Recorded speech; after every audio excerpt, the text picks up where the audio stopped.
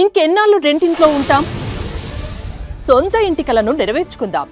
Suman TV biggest property expo October 18th, 19th HSCC Novotel Hyderabad. ఇప్పుడే free entry కోసం call చేయండి. నమస్తే అమ్మా. నమస్తే అమ్మా. అమ్మ, మనం కార్తీక మాసంలో తులసికి ప్రత్యేకమైన పూజ చేస్తాము. తర్వాత తులసి ముందే మనం దీపం వెలిగించటం, తులసి కళ్యాణం కూడా చేస్తారు. అవునమ్మా. వీటి యొక్క విశిష్టతలు ఏంటమ్మా? కార్తీక మాసంలోనే కృష్ణుడు తులసిని వివాహం చేపట్టాడు. వివాహం అని కాదు, అక్కడ చేపట్టాడు గనక మనం దాన్ని కళ్యాణంగా చేసుకుంటాం. ఇది కార్తీక మాసంలో విష్ణువుకు ఉన్న పేరు దామోదరుడు కనుక ఈయన కార్తీక దామోదరుడు అన్న పేరుతో పిలుస్తాం. అవును. ఈ కార్తీక దామోదరుడు ఎక్కడుంటాడు? తులసి కోటలో ఉంటాడు. మీరు గమనించారో లేదో, తులసి కోటలో ఒక రాయి పెడతారు ఇప్పుడు. ఆ రాయి ఎవరంటే కృష్ణుడే. ఆయన్ని తులసీదేవి నువ్వు రాయి అయిపోమ్మని శపించింది. నువ్వు చేసిన చెడ్డ పనికి నువ్వు రాయి అయిపో అంది. చేశాడు కదా. ఎట్లాంటి వాడైనా, దేవుడైనా భగవంతుడైనా తప్పు చేస్తే దానికి శిక్ష అనుభవించాల్సిందే. ఓకే. పతివ్రతలైనటువంటి స్త్రీలు దేవుణ్ణైనా శపించగలరు. తులసి విష్ణువుని శపించింది రాయి అయిపోమ్మని. అందువల్ల అందులో ఉంటాడు. తులసి గోలోకంలో రాధాదేవి యొక్క చిలికత్తె. కృష్ణుడి మీద కొంచెం మోజు పడింది. రాధ అరిగి ఆవిడ్ని భూలోకంలో పొమ్మని శపించింది. భూలోకంలోకి వచ్చాకైనా కృష్ణుని వివాహం చేసుకోవచ్చని అనుకుంది. అలాగే పుట్టిన దగ్గర నుంచి తపస్సు చేసింది. కృష్ణుడు తనకి వివాహం చతుర్భుజ కృష్ణుడు తనకి భర్త కావాలని కోరుకుంది. కానీ బ్రహ్మగారు అది కాదు, నీ మీద ఇష్టం ఉన్నటువంటి సుదాముడు ఇక్కడ జన్మించాడు, ముందర అతడిని వివాహం చేసుకున్న తర్వాత నువ్వు అక్కడికి వెళ్ళగలవని చెప్పి బ్రహ్మగారు చెప్తారు. చెప్పినప్పుడు అతడు రాక్షసుడుగా జన్మించటం, రాక్షస వంశంలో జన్మించాడు. అతడిని సంహరించాలి అంటే తులసి పాతివ్రత్యం అడ్డొస్తోంది. అందుకని ఆవిడ పాతివ్రత్యం చెడగొట్టడానికి భర్త వేషం వేసుకుని వెళ్ళాడు విష్ణుమూర్తి. ఎందుకంటే శివుడు అతడితో యుద్ధం చేసి సంహరించాలి. ఆవిడ ఒక్క క్షణంలో భర్త అనుకుంది కానీ మరుక్షణం గుర్తించింది.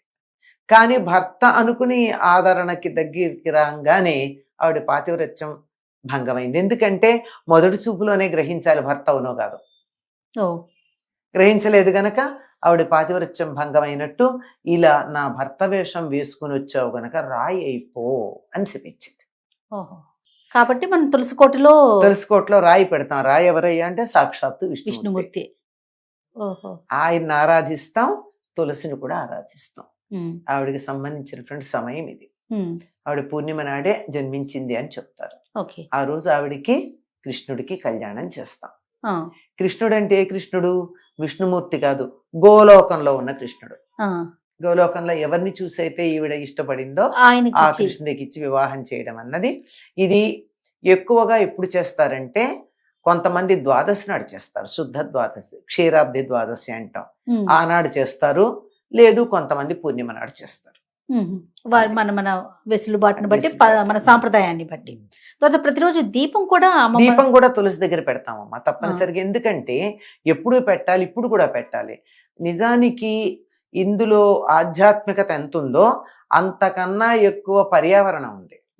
కారణం ఏమిటంటే తులసి చలిని తట్టుకోలేదు. అవునమ్మా.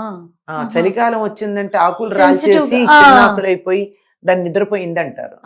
ఆ తర్వాత కాస్త ఎండ రాగానే కోలుకుంటుంది. అందుకని కింద తులసి కోటలో కింద దీపం పెట్టామనుకో ఆ వేడి దానికి చాలా, అంతకన్నా ఎక్కువ అక్కర్లా. అదొకటి ఉంది.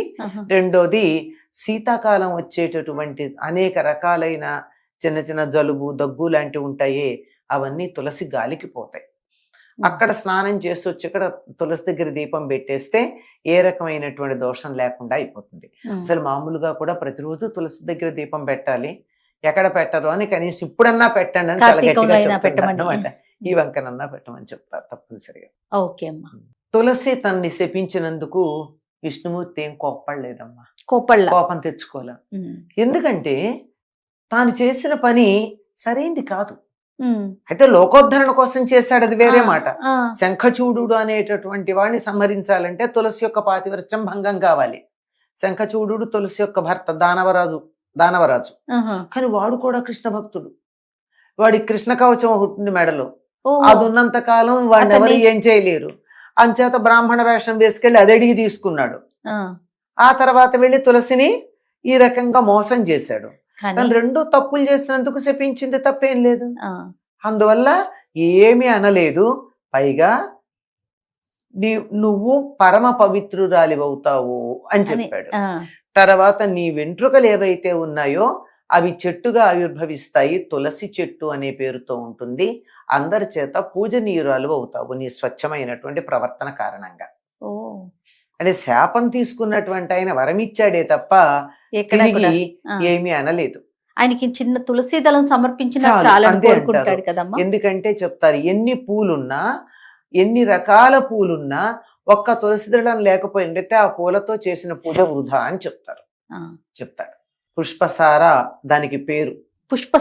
పుష్పసార బృందావని, కృష్ణప్రియ ఇవన్నీ తులసికున్న పేర్లు.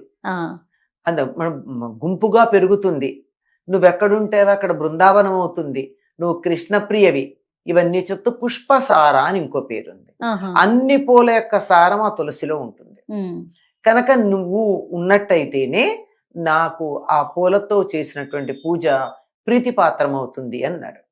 అంటే సత్ప్రవర్తన ఉన్నటువంటి వారు తనని తప్పున్నప్పుడు ఏదన్నా అంటే కూడా భగవంతుడు కోపం తెచ్చుకోడు, వరమిస్తాడే తప్ప. ధర్మం అన్నది అంత ప్రధానమైనది.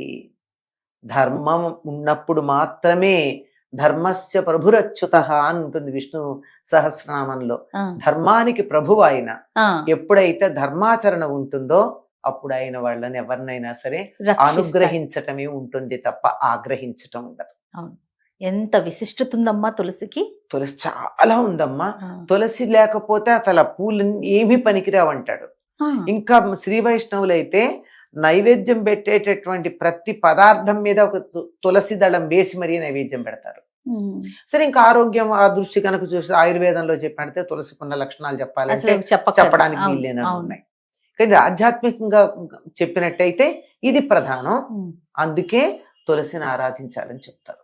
తప్పకుండా అమ్మా. నమస్తే. నమస్తే.